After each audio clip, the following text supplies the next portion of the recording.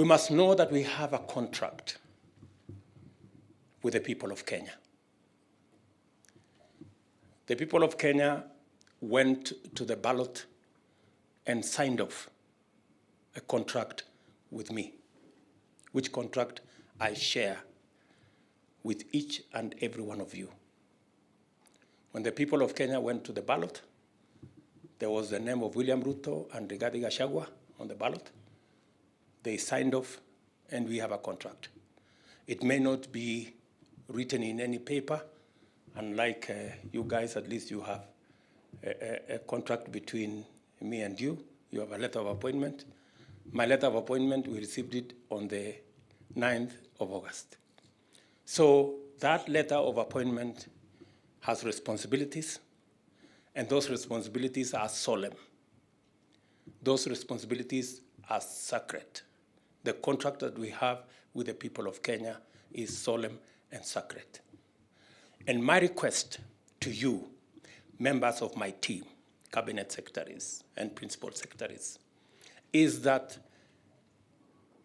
we must protect the interest, the resources of the millions of the people of Kenya who pay tax.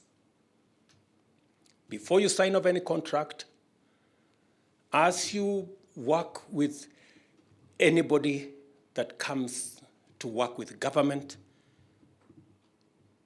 your position must be informed by the interest of the people of Kenya, the people who do not have ties. Some of them don't even have shoes. Some of them cannot get beyond the watchman. They cannot hire a lawyer.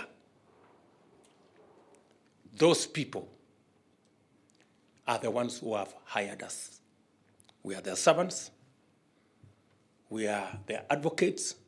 So in every contract, in every transaction, we must protect their interest, and we must carry their aspirations, and they must be reflected in every action of government.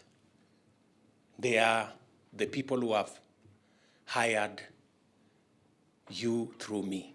So those are our bosses.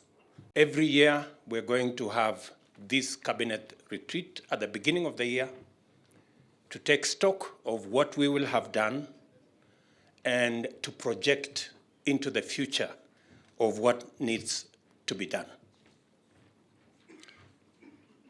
And I have called this meeting so that we can have a meeting of minds and agree on the priorities that are listed in our manifesto, and to explain to each and every one of us the enormous responsibility and huge expectations of the people of Kenya in our administration.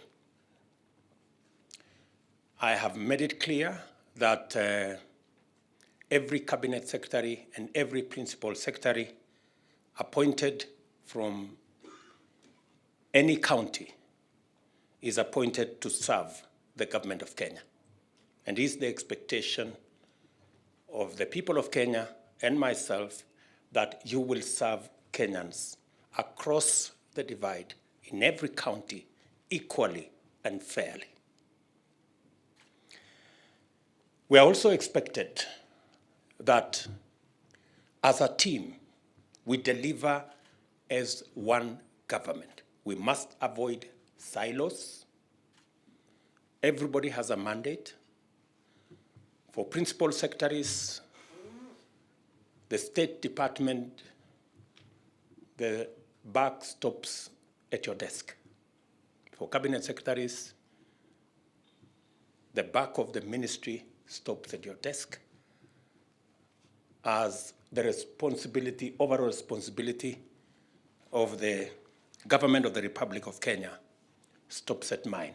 And everybody must pull their weight, must put their best foot forward, must do their best to make sure that we deliver as individuals and much more importantly, as a team.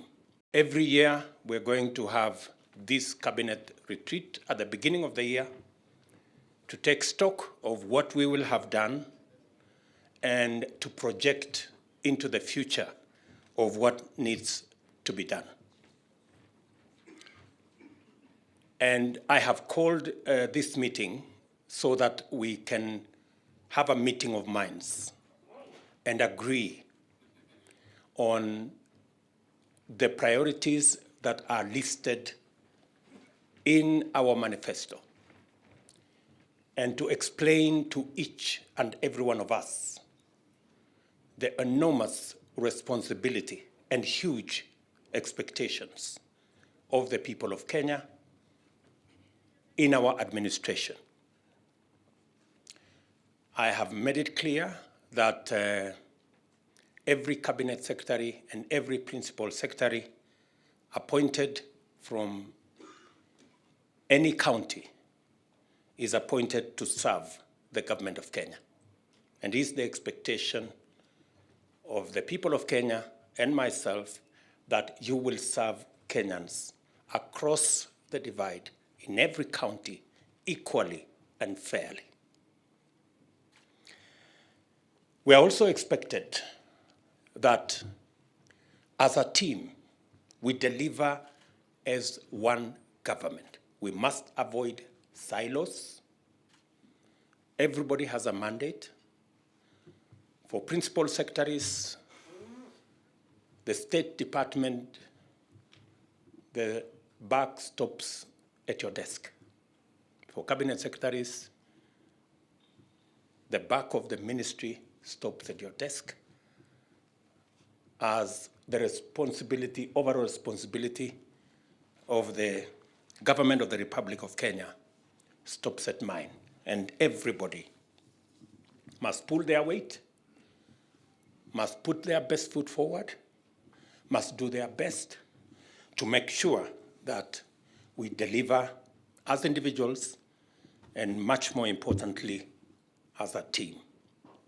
We're going to digitize all the 5,000 government services in the next 6 months to enhance the efficiency of government. Eliud Owalo and his team know what they need to do with the support of the Attorney General and all the other people in Treasury and all the other sectors. And every principal secretary and every cabinet secretary must make it their business to work with the Ministry of ICT so that government services in your departments, in the areas of your jurisdiction are digitized in the next 6 months so that the people of Kenya can access government without too much bureaucracy. It should be possible for the people of Kenya on their phones, the same way, leveraging on technology, we have managed to demonstrate that it is possible to roll out a huge program like the Hustler Fund with 17 million people on board, 13 billion shillings already lent, without meetings, committees, and all the rest of the bureaucracy. It sends a very clear signal to us that technology can, leveraging on technology, we can make this administration not just professional, but most importantly, efficient. The people of Kenya should be able to pay from the comfort of their homes for government services. They should be able to know their electricity bills at home and pay them.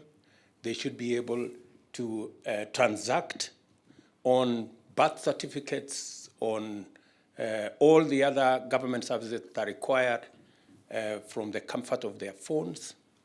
And using technology, we will also close the loopholes of pilferage and loss of government revenue. I want to tell you already, we are making very huge strides using technology to seal the loopholes that have always been a problem to us in matters collecting tax. It is my expectation that all of us, we have at the moment, I think 15%, about 300 government services that are digitized, 5,000 government services are not.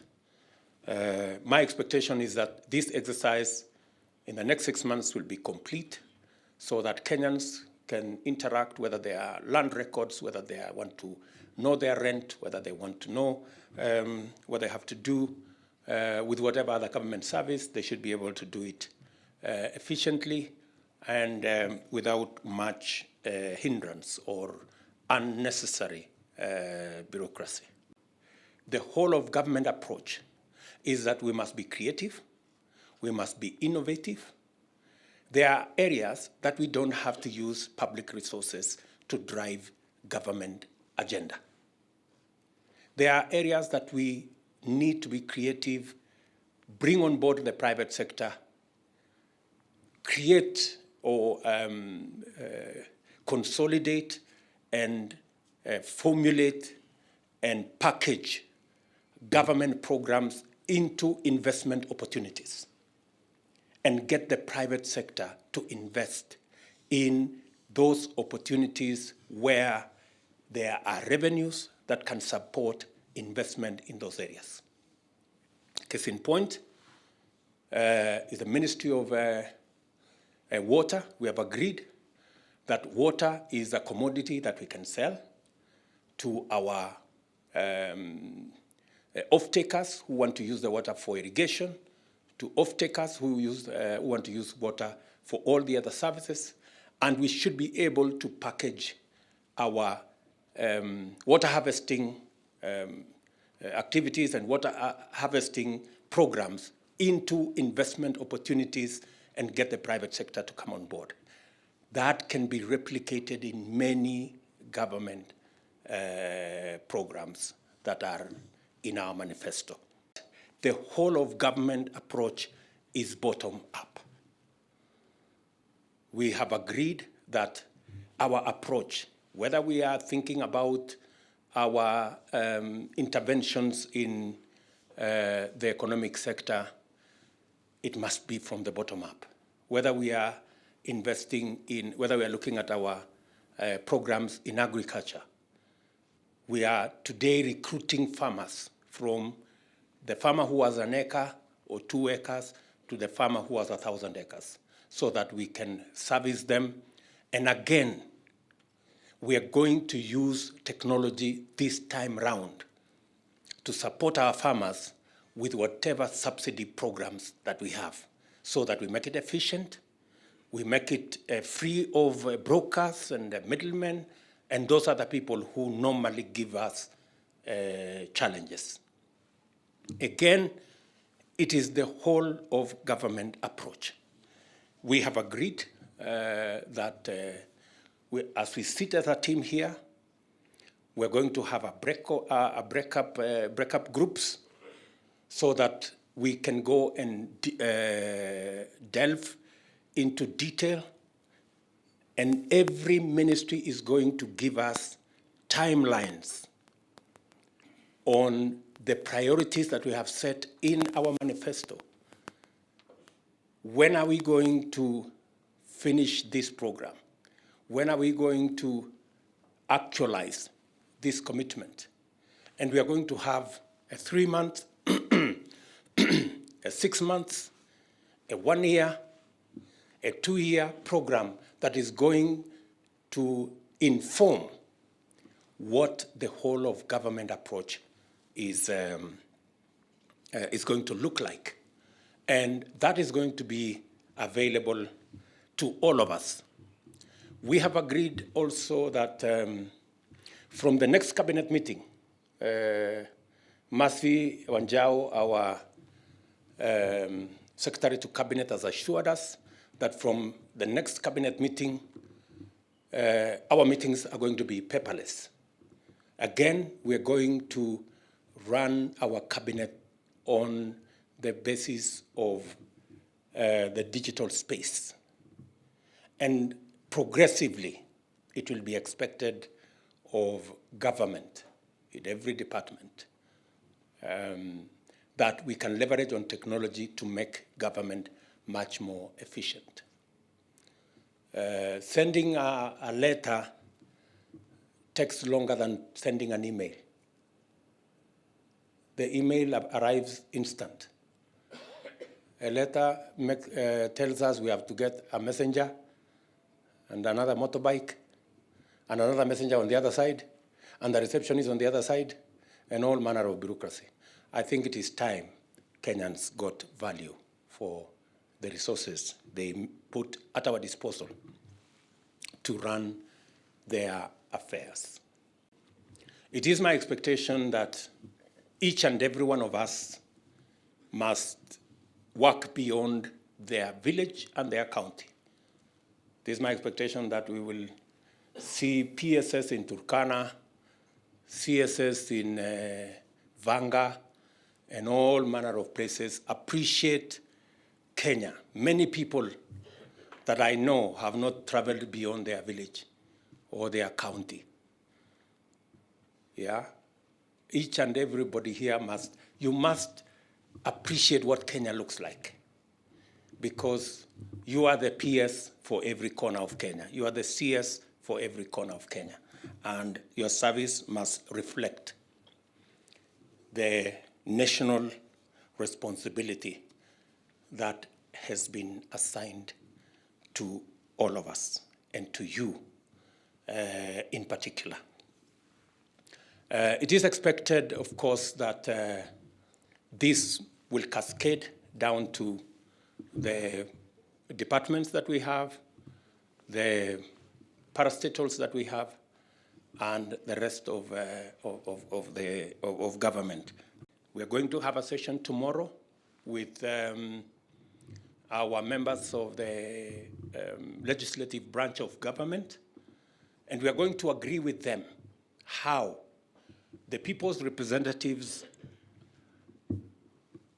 elected as members of parliament and senators are going to work with us so that it can be possible for members of this administration, cabinet secretaries, to go before Parliament and explain our plan and prosecute our agenda and answer to the people's representatives and be able to inform Kenya and Kenyans on what we are doing.